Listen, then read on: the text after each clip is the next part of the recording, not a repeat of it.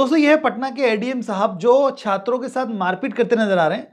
आप इस क्लिप को देखें, उसके बाद अपनी कमेंट में राय दें, क्योंकि हम बात करेंगे आपसे कि ये कितनी कानूनी कार्रवाई है और कितनी गैर कानूनी कार्रवाई है।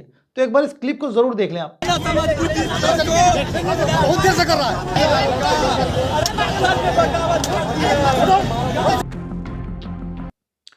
तो दोस्तों क्या है घटना ये है कि कुछ स्टूडेंट्स अपनी जॉब की बहाली के लिए प्रदर्शन कर रहे थे। तो जाहिर सी बात है, अगर कहीं प्रदर्शन होता है तो प्रशासनिक काम है डीएम साहब का, एडीएम साहब का, एसडीएम साहब का, कि वो जाते हैं उन जगह पर और लोगों से बात करके प्रोटेस्ट को शांत करने की कोशिश करते हैं। यही नियम है। अब दोस्तों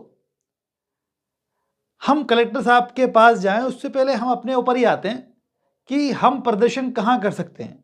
किसी भी ऐसी जगह पर जहाँ पे एक आम इंसान के अधिकारों का अतिक्रमण ना हो।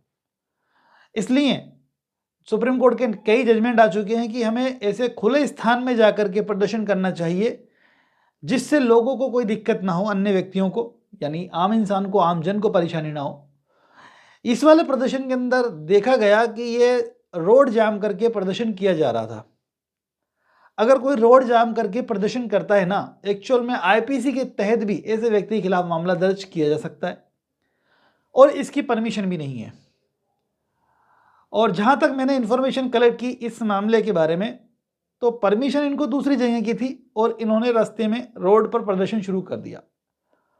तो ऐसा हमें नहीं करना चाहिए। प्रदर्शन हमें ऐसे स्थान में करना चाहिए जिससे दूसरे व्यक्ति का अधिकार का अतिक्रमण ना हो। जैसे एग्जाम्पल के तौर पर भाई आपने रोड जाम कर लिया और एक आम व्यक्ति, आम जन वहां से गुजरना चाहता है, उसको दिक्कत आ रही है आपकी वजह से, वो नहीं जा पा रहा दूसरी ओर, तो ये उसका अधिकार है कि वो उस रोड से जाए, लेकिन उसका अतिक्रमण आपने कर लिया है उस पर प्रदर्शन करके, उसको दिक्कत दे करके।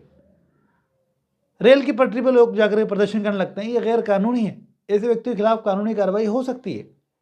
आपको प्रदर्शन करने का अधिकार तो है, लेकिन शांतिपूर्वक और ऐसे स्थान पर जहां पे लोगों के अधिकारों का अतिक्रमण ना हो। ये तो एक बात मोटी मोटी। तो क्या अब अगर मान लीजिए कोई इस तरह से वो कर रहा है, प्रोटेस्ट रोड पर आकर के प्रोटेस्ट कर रहा है, तो क्या कलेक्टर साहब को, एडीएम साहब को यह अधिकार मिल जाता है कि वो डंडों से इस तरह से पिटाई कर दे जिस तरह से की गई है? तो दोस्तों सबसे पहले तो आप ये जान लें कि एडीएम साहब या डीएम साहब ये एग्जीक्यूटिव मजिस्ट्रेट होते हैं। इनके पास ये पावर है कि किसी क्षेत्र में अगर माहौल ख़राब होने वाला हो, उनको आशंका है कि माहौल ख़राब हो गया है या हो चुका है या होने वाला है, तो धारा 144 लागू कर सकते हैं। अब जब धारा 144 लागू कर दी जाती है कलेक्टर या एसडीएम या एडीएम के द्वारा, तो उनका उद्देश्य क्लियर होता है कि भाई 5 व्यक्ति एक साथ एक जगह स्थान पर इकट्ठे नहीं हो सकते।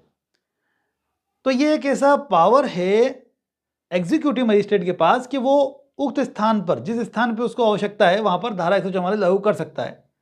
तो कलेक्टर साहब को यहाँ पे धारा 144 लागू करनी चाहिए थी। इसके बाद उनको ये अधिकार भी है कि वो डिस्पर्स होने का आदेश दे सकती है, यानी जो पब्लिक है, भीड़ है, उनको आदेशित कर सकती है कि भाई आप इस जगह को छोड़ दें क्योंकि मैंने यहाँ पे धारा 144 लागू कर दी है। ये उसके पास पावर है। अगर भीड़ उसके बावजूद भी उस जगह से नहीं उठ रही, तो जो कलेक्टर है वो बल का प्रयोग करके वहां से हटाने का आदेश दे सकता है पुलिस को। ये भी पावर है।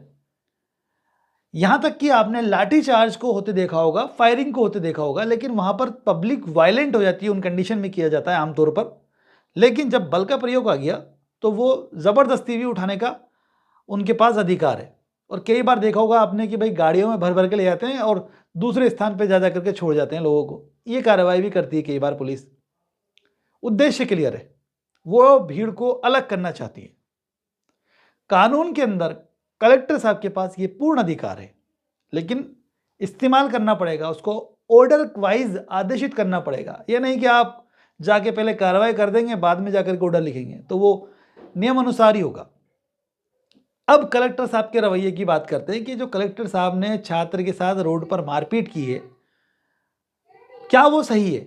एक्चुअल में कलेक्टर साहब को आदेश देना चाहिए था, अलग धारा 144 का आदेश देते या उनको तितर बितर करने का आदेश देना चाहिए था। उसके बाद भी अगर वो कार्रवाई नहीं हट रहे थे वहाँ से, तो फिर पुलिस को आदेशित करना चाहिए था कि भाई इन व्यक्तियों को 151 में चाहे गिरफ्तार कर ले, न्यूसेंस क्रिएट करने की वजह से, क्योंकि लोगों के अधिकारों का अतिक्रमण हो रहा है यहाँ पर।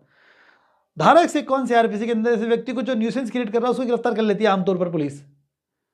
तो यहाँ पर यह कार्रवाई की जा सकती थी, उससे एक्सेसिव गए हैं यहाँ पर कलेक्टर साहब, एडीएम साहब, जिन्होंने लाठी का इस्तेमाल करते हुए खुद ने अपने हाथों में लाठी लेकर के एक छात्र के साथ मारपीट की। ये बिल्कुल भी सही नहीं है और ना ही जस्टिफाइड है इन कंडीशंस के अंदर। तो ऐसे व्यक्ति के खिलाफ क्या कार्रवाई की जा सकती है? जी हाँ, एडीएम साहब के खिलाफ भी कार्रवाई की जा सकती है। धारा 166 जो कि कहती है कि वो कानून के दायरे में रहकर के जो उनकी कानून की जो उनको ड्यूटी करने का तरीका उसके अकॉर्डिंग उनको बिहेव करना है, उस तरह से उनको ड्यूटी करनी है। और जो उनको निर्देश दिया है कानून ने, उनकी ड्यूटी को किस तरह से उनको निभाना है, उनकी ड्यूटी का कर्तव्य जिस तरह से निर्वहन करने का है, जो विधि का उसको उनको आदेश है 166A आईपीसी में जो बताया गया है, उस तरह से फॉलो करना है। दोनों ही उन्होंने नहीं किया, तो 166 और 166A आईपीसी के तहत मामला दर्ज करा सकता है। साथ ही उन्होंने मारपीट की, लाठी का इस्तेमाल करते हुए, तो 323 आईपीसी का भी अपराध बनता है। तो आप इस तरीके के जो एक्टिविटी करने वाला व्यक्ति है, चाहे वो एसडीएम हो, एडीएम हो, कलेक्टर हो या कोई पुलिस ऑफिसर या कोई अन्य पदाधिकारी, उसके खिलाफ मामला दर्ज करा सकते हैं। कानूनी रूप से ये आपका अधिकार है। तो एक पॉइंट आप देख सकते हैं, समझने वाली बात, सिंपल सी बात है कि कानून के दायरे के अंदर अधिकार भी है उनको, लेकिन कानून के आउट जाकर के वो अधिकार भी नहीं है उनको। तो दोनों बातें सही हो रही हैं यहाँ पर। अब वो प्रोसीजर की बात है कि भाई प्रोसीजर फॉलो करने की बात है। अगर प्रोसीजर फॉलो नहीं किया तो इलीगल हो गया, प्रोसीजर फॉलो किया तो लीगल हो गया। इतना सही फर्क है। तो उम्मीद है आपके बात समझ में आ गई होगी। अगर वीडियो अच्छा लगा है तो लाइक करें, शेयर करें। ऐसे वीडियो देखेंगे फॉलो जरूर करें दोस्तों। Thank you.